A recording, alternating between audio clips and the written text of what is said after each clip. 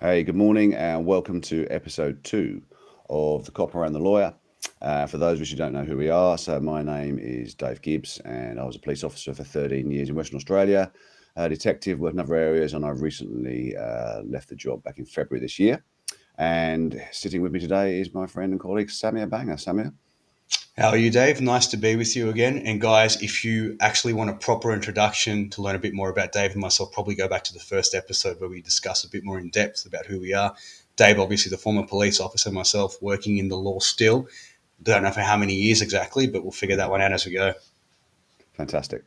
So the subject today is quite an emotive one, and it's quite a timely one as well. So it's actually, we're about to enter Reconciliation Week, and the subject today really is the treatment and status of Indigenous people in Australia within the criminal justice system. And it's a subject that's very close to my heart, having worked in remote communities, and also something I'll talk about as we go forward. An area I probably have done a 180 in terms of my views of things, and I really think it's something we have to talk about so we can understand the size of the problem. So I'd like to start off with a few statistics. So this is from 2020, was the latest I could find. So there is the prison rate in Australia is measured in a per 100,000 people population. So to give you an idea, the rate of incarceration per 100,000 people within Australia of all origins is 214 per 100,000 people. The rate of incarceration for people with an identified Indigenous background in Australia is 2,412 per 100,000 people. So that's 10 times the incarceration rate. Now, that figure, if you did nothing else, that should make you kind of go, what? How much? 10 times. Incredible. So, approximately 30% of all prisoners in Australia have an Indigenous background. Of that, 90% of those Indigenous prisoners are male. The mean age is about 33 years old, and 78% of those have had prior incarcerations. So, this is not like a one off issue. This is a problem with people being repeatedly incarcerated. So, we had in 2021 12,500 people in prison identified with a Indigenous background of a population of 43,000 people. A bigger picture thing. So the last census, 2016, we've got data for just under 800,000 people identified in Australia who have got identified Indigenous background. The very interesting for me. The median age of in population in Australia. This was I didn't realise this. So general population is 37.8 years. For the Indigenous population, it's only 20.3 years. So it's a really, really young population in Australia. Wait, so So 37.8 to 38 20. years for the general population Yeah, and right. 20.3 for the Indigenous population. I didn't know that. That's Yeah, no, huge. right. And like there's a lot of reasons for that, health, life expectancy, etc., etc. But it shows there's this real young population, which is quite different to the rest of demographics. What else we got here? So, okay, so I've got some WA based figures. 2020, Western Australia, there were 2,599 prisoners in the system identified with Indigenous backgrounds, as opposed to 3,961 non-Indigenous. And bear in mind, it's roughly 3.5% of the population in Western Australia. You can see those figures obviously are just massively distorted. And what I've found the saddest one of all, this was youth incarceration 2020. So the latest figure had 57 people incarcerated youth with Indigenous backgrounds and 26 for non-Indigenous. And that figure for Indigenous has been as high as 120 at any one time. So what these statistics paint a picture of is the fact that we are locking up people with an Indigenous background at an increasingly record rate, and the representation in the criminal justice system in terms of prison is hugely distorted, um, towards Indigenous people. What do you reckon to that? I've known for a while it's higher, but I'm not going to pretend that I knew those statistics. I didn't, and I didn't realize it was that disproportionate, shall we say. Look, I've saying this to you previously. In university, we do learn about this. After university, we seem to forget, especially if we're not working with Indigenous Australians and First Nations Australians. So we have the Aboriginal legal services here in New South Wales. I'm pretty sure most states and territories have something similar, and you guys will have that in Yeah, WA. They are incredibly under resourced, totally. incredibly under resourced. I'm not saying now, let me make a differentiation here and be very clear. I'm not saying the quality of the lawyers working for them are any less than anyone else, but when you are having to work on hundreds or a multitude of cases, more than a private practitioner does, you have a limitation on how much time you can spend with an individual, how much information you can get, and how well you can run the matter. Like common sense would dictate if you're running 100 matters as one person, there's less time you can put into each of those matters Mhm. in a week than you can if you have 10 matters. And this is also a disparity that works against legal aid and private too. But let's just take this example. And I can tell you that the ALS, in my opinion, is way busier than legal aid. So you have that issue as well, where we don't fund it properly. There's obviously the underlying cause of why Indigenous Australians are getting locked up in the first place. Now, is the three strikes lockup rule still around in WA? Was that repealed? Do you know, Dave? So in certain offences like burglary, there is kind of if you commit three offences within a certain period of time, I think it's a mandatory imprisonment of, off the top of my head, 6 months, I think it is.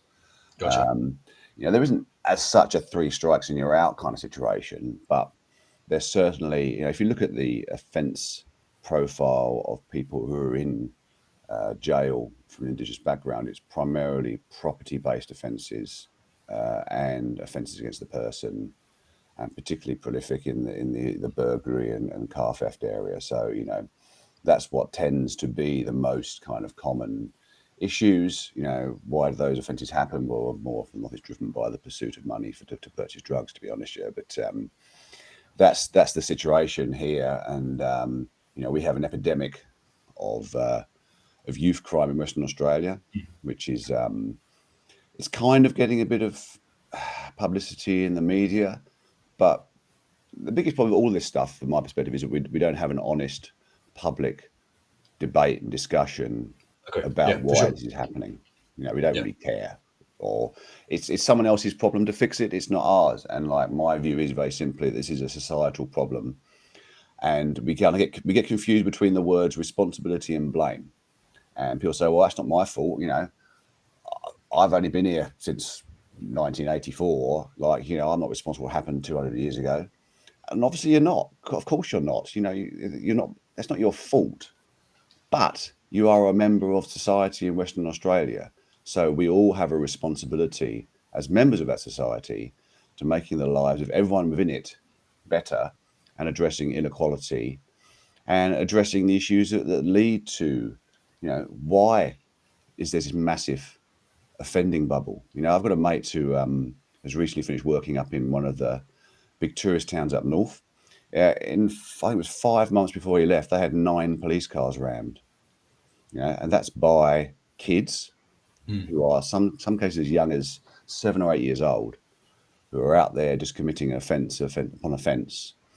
And it's got to the stage now where there's been warnings about tourists entering the town about making sure that they secure their belongings, because if they don't, it's all going to go missing. And it's a horrendous problem, which even the people in Perth just are completely oblivious to the whole situation.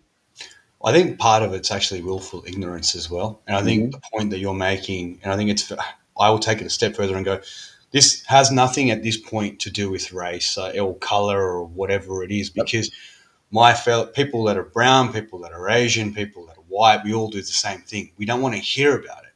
We don't want to deal with it.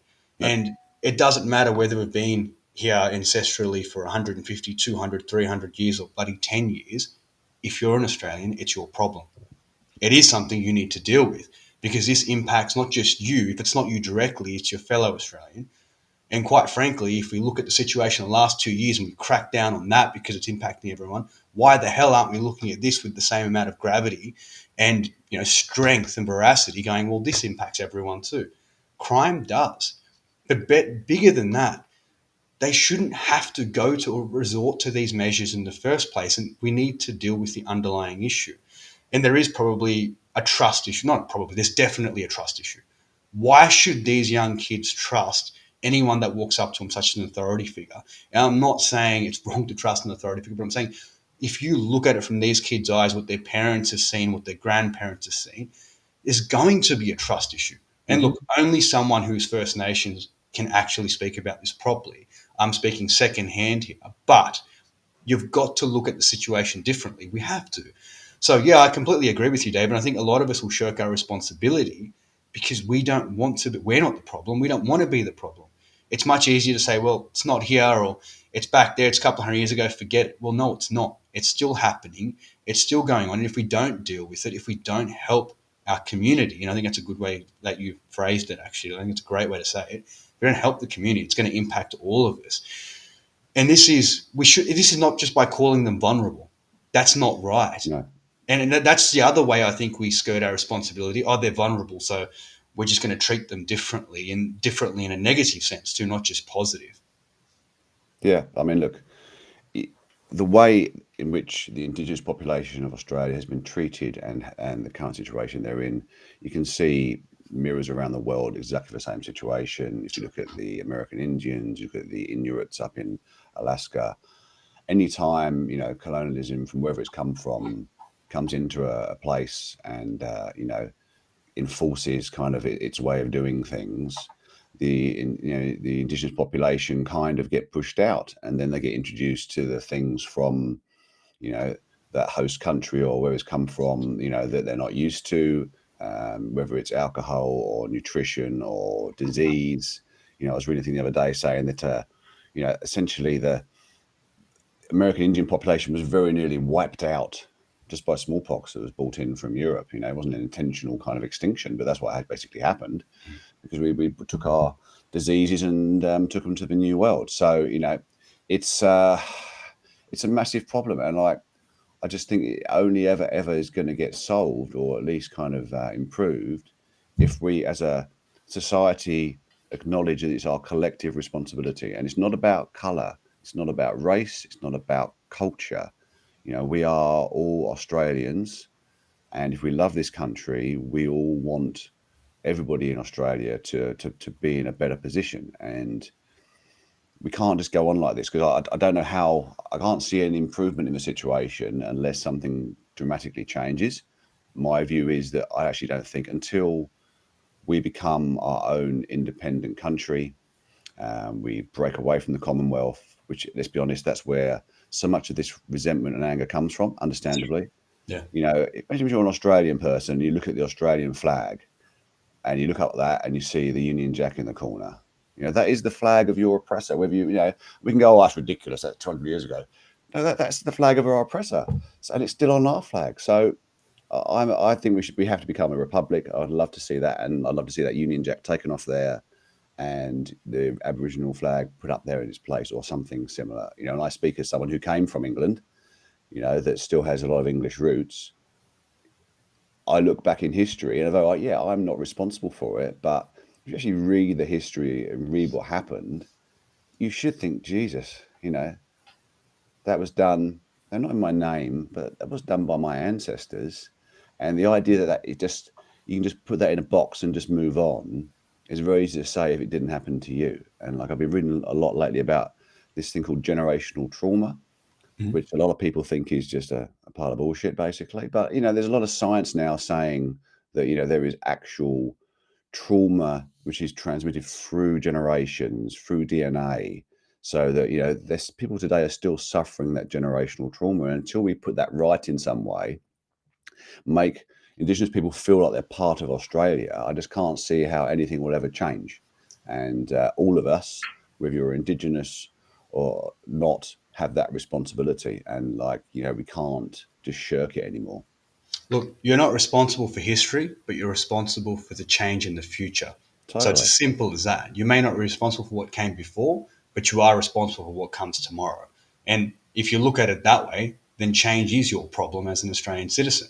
And as you said, Dave, this is all over the globe as well. But for now, looking at a micro level at Australia, we are responsible for what happens tomorrow to any of our other fellow citizens. Yeah, I think I don't think people realise we can talk about like a situation with FASD, which most people don't know what FASD is. So FASD is fetal alcohol syndrome.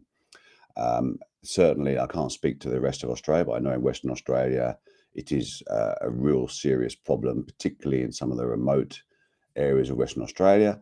And what happens, these are children of parents who have been drinking alcohol very heavily through pregnancy. And when these children are born, they have got a series of genetic disadvantages from day one in terms of their educational development, their cognitive ability, um, kind of like just how they just interact with society. They've got no kind of like filter, and they just a lot of the kids who are up in Broome currently running rampant suffer from FASD. Now, again, Joe Australian just wants to lock these kids up. But okay, then what? Are we going to lock them up forever? Because these kids are broken, and the solution is not just to put everyone in jail. Well, It's and hard not just because on one hand, if you are a victim of crime, if you mm, had your car stolen for the sixth time or been broken into for the 12th time in 3 months, which happens, you would be doing your nut, going, well, I just want to be able to live my life in peace and quiet and not get broken into. So I completely empathise with that person. But you can have two truisms at the same time. On one hand, yes, that person deserves to have some kind of see some kind of punishment for the person who's committed that crime because they've suffered. But it's also true that it doesn't actually achieve anything. It's not stopping that happening again. But what I don't know is what do you do with a 8, 9, 10, 11-year-old who's got 175 criminal outcomes, and because of no fault of his own, because he was born broken, what's his prospects? I don't know how we fix that. It's just such a sad, sad thing to see kids in this condition. yeah, look, and just some side effects of FASD or FASD: poor coordination, hyperactive behaviour, difficulty with attention, poor memory, difficulty in school, especially maths, learning disabilities, speech and language delays, intellectual disability or low IQ, poor reasoning and judgment skills. Think about all those in the context of criminals and crime. It goes hand in hand. And exactly what you said, jails don't fix people. They don't. They No, make them worse, actually. And if you institutionalize a 9, 10, 11 to, say, even go older, 12 to 16-year-old kid, put them in juvenile detention of some kind, whatever your state may have, they're not going to come out better kids. They're going to come out hardened, stronger, worse. Rehabilitation is huge. And I'm not saying there isn't a higher focus on rehabilitation in juvenile detention now, but it's not as good as people think. And just locking kids up or locking even adults up is not a solution. It's not. They're not going no. to come out better people. Every now and again, you may have that person that goes in for a very short period of time and comes out and goes, I'm shit scared. I don't want to go back to jail. Most of the time, it doesn't happen. They No. probably, and if, especially when they spend longer in jail, they need to protect themselves. They learn new skills, which are generally not positive, they're negative. And where do you think they're going to use that? Yeah, absolutely. And like there's a human rights discussion at the moment, because Western Australia is one, I think, only two states left in Australia that has the criminal age responsibility at 10 years old. And there's kind of pressure to raise that, I think, to sort of 12 or 14 in alignment with other states.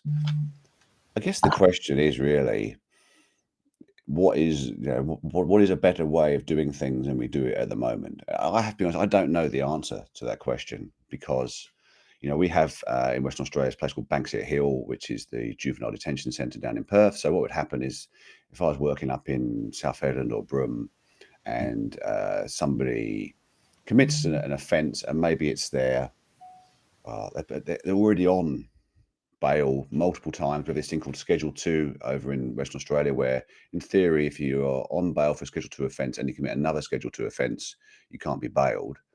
Within the Youth Offenders Act, basically, that's not applied in many cases. So you might have somebody who's on 8, 10 times Schedule 2 offending. Eventually, the Madge goes, oh, I'm sick of this. You'll go into Banksia Hill. So then that person has to be flown. They have to send two guards from Perth up on a plane to pick that person up and take them all the way back to Banksia Hill costs an absolute fortune. So you've taken that kid away from all his family. So he's got no family. He's basically going to Perth, away from any kind of cultural grounding that he may have, albeit not a lot, probably in reality, unfortunately. Mm. And you chuck him in Banksia Hill, where he just hangs out with his homies, and like they're playing PlayStation and things like that. And look, hey, you're being locked up, but you are getting 3 solid meals a day, which is probably more than you're getting at home. And you're, the feedback I've spoken to these kids, and they're like, yeah, no, it's like a bit of a break from here. Go down there, kind of get cleaned up and get off the drugs, and then come back in a few weeks. And then the cycle just repeats again. So it's not working. And the definition of insanity is to keep doing the same thing, expecting a different result. And that is literally what we're doing. I think because we don't know what to do, and maybe some of the things that are actually sensible solutions are so unpalatable that we just don't want to talk about them. And politicians, to a man, avoid this subject like it's just like such a red flag, because they don't want to be like seen as being like either talking in a racist terms, or they just don't want to talk about it. So there's no discussion. There's no public discussion about the size of the offending problem, and any kind of solutions for it. So we just keep repeating this situation. But I see it getting worse because the youth crime has changed in the last 5 years. I was in Headland in 2016. Between 2016 and 2000, all like now, things have got much, much, much, much worse, and the kids are now much more emboldened. So they actually had up in Broome a TikTok group, where it was kind of called "Kill the Cops" or something like that, something like that. And they didn't want to kill the cops, but essentially they were filming themselves on TikTok, ramming the cop cars and then sharing it with their friends and stuff. And they're so much more emboldened now. They just don't care. They will ram a police car. One police car was rammed, parked in the car park at the front of the police station. They saw it there and just rammed it. There you go. That's brave. I mean, not in a good way. It shouldn't be happening, but that tells you they really don't care at that point, right? No, exactly. So how do you punish, a kid who doesn't care? They're not part.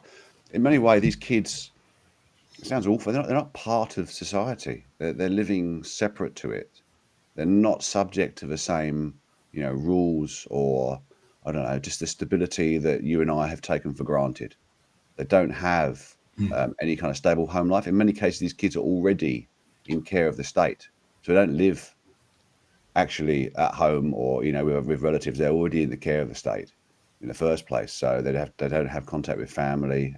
Family's dysfunctional, and they're just doing whatever they want. And it just makes me sad to see kids in this condition, because today's 9-year-old who's stealing and ramming cop cars, what's he going to be like in 5 years' time if nothing changes? Not getting better, is it, on its own?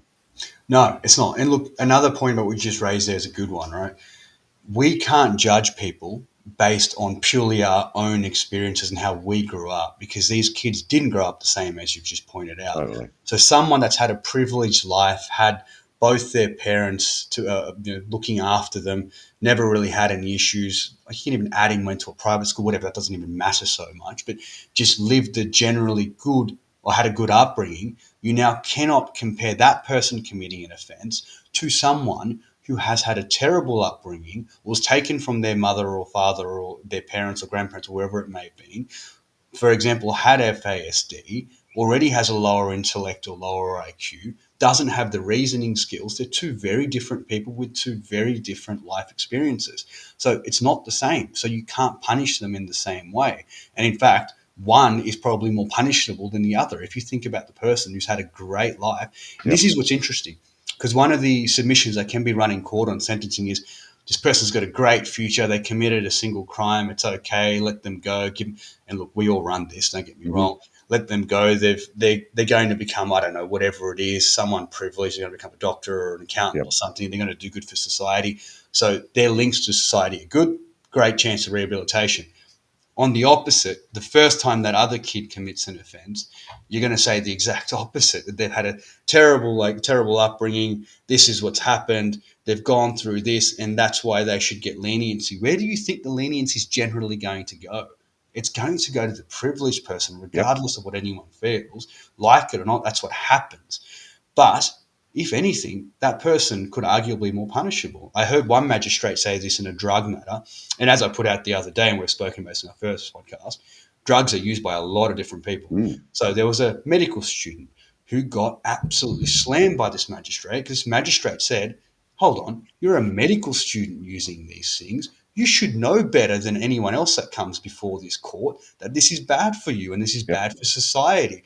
Look, I'm not saying I agree with all those words, but it's interesting how he flipped the tables completely on this medical student when it came to sentencing. And she got convicted. She got hammered. Mind you, I did hear a couple of submissions on her behalf, which are probably not the best in the time, but that's a very interesting comment to hear from a magistrate. I can Mm. guarantee you, nearly guarantee that on appeal she would have got a no conviction and she would have had it overturned. But just to hear the magistrate say that was a big thing. I mean, long way to make a point that you can't treat these people the same.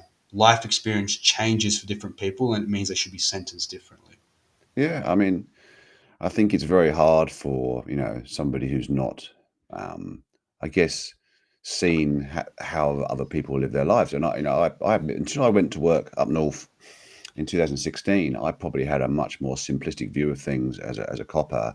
It was like, well, stop committing offences and we'll stop locking people up type affair. That was it. End of the day, because that was who we always deal with on a daily basis. So if we don't want to send so many people to prison from Indigenous background, then stop committing offences and that'll stop.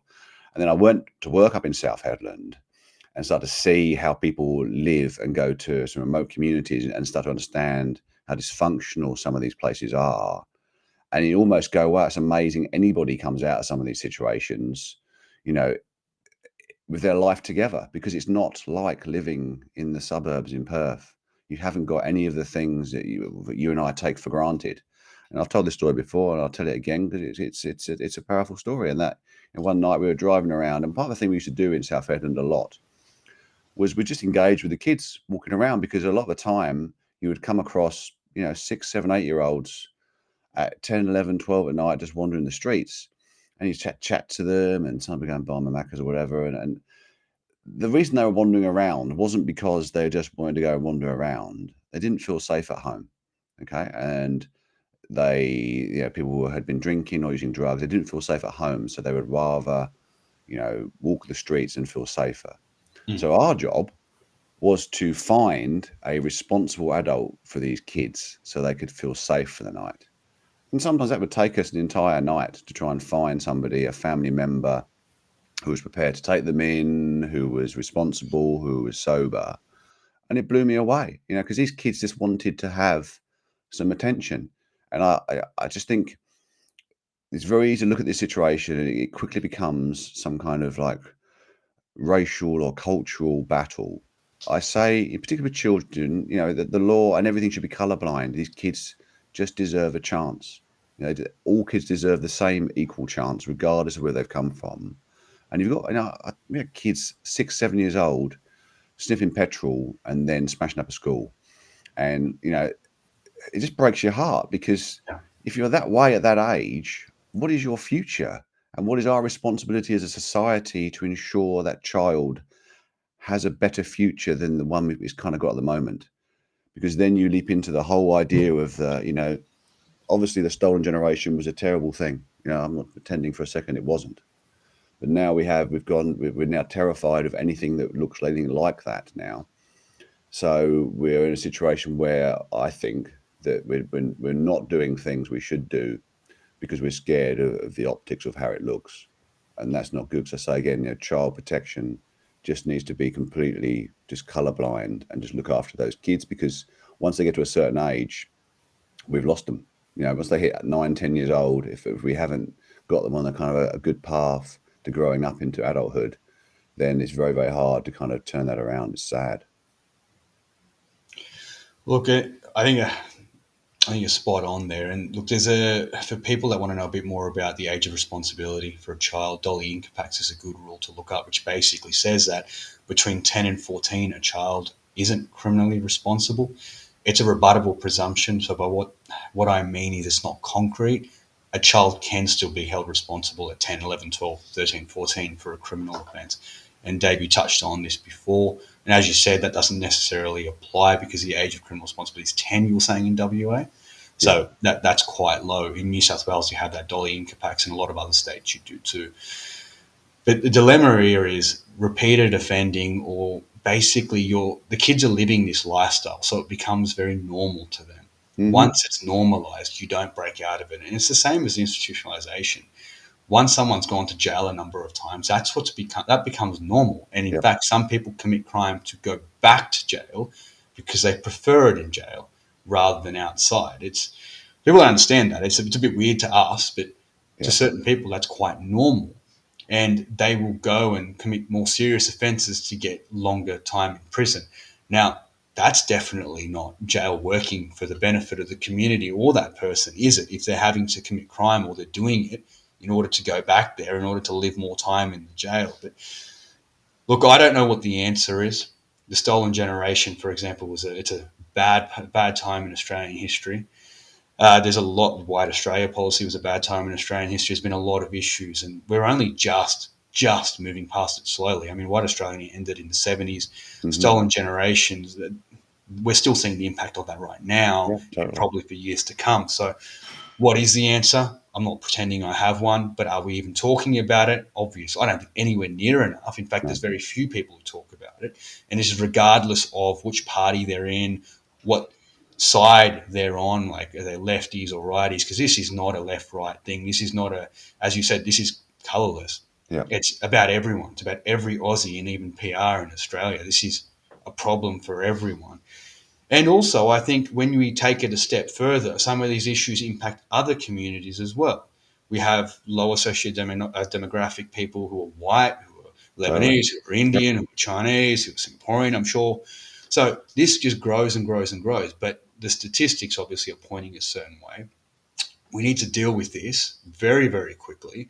The longer we leave it, the more cemented it becomes. And it becomes like the drug issue that we spoke about, Hmm. which is you keep doing the same shit, you're going to get the same results. Nothing's going to No. change.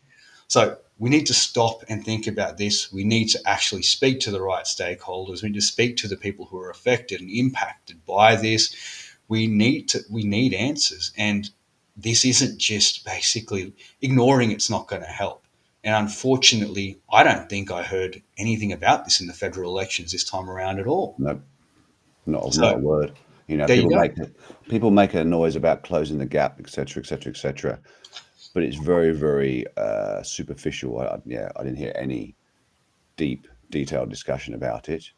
And like, I almost can't blame the political parties because they talk about the things that they believe the public has an interest in. Yeah, true. And because the public isn't perceived to have an interest in this, it's not much of a vote winner. You know, no one's going to get themselves elected because they say they're going to, I don't know, they're going to close the gap from X to Y, blah, blah, blah. And look, there has been some good work done. You know, closing the gap has achieved some things. You know, it's not been a disaster. But, you know, I think if one thing we can tell, we've thrown money at this problem, just thrown money at it. And that hasn't actually made anywhere near the difference you would think the amount of money that's put into it would do. And why is that? Because it's cultural change ultimately that has to happen. Yes, you've got to resource it properly, but you know, you're putting the horse before the cart here. Until you actually change the culture of Australia and make change to our structure, to our our country, that means that Indigenous views, Indigenous people are put at the centre of what we do, as opposed to at the moment there's a periphery, they're stuck out on the side somewhere. You know, people just don't even think about it at all. But these people have been here for somewhere between 45 and 60,000 years. That's the best estimate I've read. You know, they are our original Australians, and they are not treated with the respect that they absolutely deserve. However, I put that back onto Indigenous population today. Say, yeah, now you've got to also take responsibility for that self kind of like resolution. In that this problem only goes away if everybody works on it, and we've got to stop blaming everybody else. It's not like, you know, that's all we do, just blame. Oh, it's the government. It's no, it's Aboriginal people. It's this. It's that. It's all our fault. It's down to all of us to fix. And the discussion has to start. Look, the thing that gives me a little bit of hope, I suppose, is the debate about the Australia Day. You know, that debate wouldn't have happened 10 years ago. It really True. wouldn't. That's true. Mm. So that, for me, shows we're moving in the right direction. And I just think, again, we're rearranging the deck chairs on the Titanic, really talking about what day of the year to celebrate when Australia was kind of invaded, which if you are an Indigenous person, that is exactly what really we're talking about. So, and until you basically stop kind of celebrating what in fact is not something to celebrate, and then you recognize, Indigenous Australians as, the first people of Australia, and make them central to the way the country develops, become a republic, get the Australian flag sorted out, and actually we can start again. I think until we do that, I just think if we don't do anything else, we'll just keep on having this discussion, and in 10 years' time, it'll just be worse. We have to move forward, move away from the Commonwealth. I'm from England, but I moved to Australia to be an Australian. I don't need to be part of the Commonwealth. Thanks so much. It's a outdated, inappropriate structure, which goes back to the days of colonisation. That's what it was about. It was about England going around the world, finding countries, taking them over, and basically saying, right, we're in charge now, and the Queen's your head of state. Have a nice day. It's 2022. It's just not appropriate anymore. And the old Queenie's not getting any younger. I think the simple fact is, sadly, she's worked hard her entire life, and I have huge respect for her. She's not going to be around too much longer. When that happens, the time would be appropriate, I think, for Australia to grow up, put on the big boy pants, and actually become a republic, and then we can move forward. That's what I hope, anyway. I would love to see a First Nations Recognition Day. That Mm. would be much, much better, but that can only be achieved, as you said, once we move away from the structure we currently have and start something new, because that would then be a process of rehabilitation, owning what's happened in the past and actually moving forward. It's not by continuing the same old, same old. And just so everyone knows, I am very much a Republican like Dave. I didn't realize how strong Dave's views were till today, to be completely honest. But I am a Republican myself. I don't harbour any, I don't harbour any ill will toward the British, because it doesn't bloody make any sense. Every person, every culture in the world, I think, has committed some kind of wrong at some point. So it's really disingenuous to start blaming others for everything. And we're past that now anyway, to a certain extent. There's a lot to do. But I think Australia would be better off as a republic, and I have for many, many years. And I think that time has come where we really need to own that, move into the future. And I would really love to see a proper recognition day for First Nations and Indigenous Australians, which is probably the best public holiday we could have. Yeah, well, so we've got Reconciliation Week starting literally Mm. tomorrow. And in different parts of Australia, in different states, it's celebrated in different ways. I think it's a public holiday in the NT, maybe I'm correct, if I'm not sorry, but it certainly isn't here. And we need to actually do things differently and move forward. So, you know, the whole point of having a discussion and us talking about this is we would like people who are listening to think about these things, because we're trying to highlight areas that we think are important in Australian society and culture, which unfortunately don't get the kind of recognition they deserve. So we would like, the audience out there just to have a discussion maybe with their partner or their friends or their family, because it's only by starting to talk about these things that actually change can happen. And look, it's always interesting to talk about this stuff. What we'd love to do, and me and Samir have spoken about this separately, we would love to get somebody from that First Nations background and maybe do a part 2 of this, because we need to hear those voices. We need to hear their perspective, because otherwise it's just a dude from England and Samir chatting, and that's kind of almost like perpetuating the problem. Yeah. How arrogant of me to think that I can step in here and solve something which my ancestors were involved in. And again, I'm not saying I feel responsible. I'm not personally at fault for anything, but I am a proud West Australian, proud Australian, and I want things to be better for our children.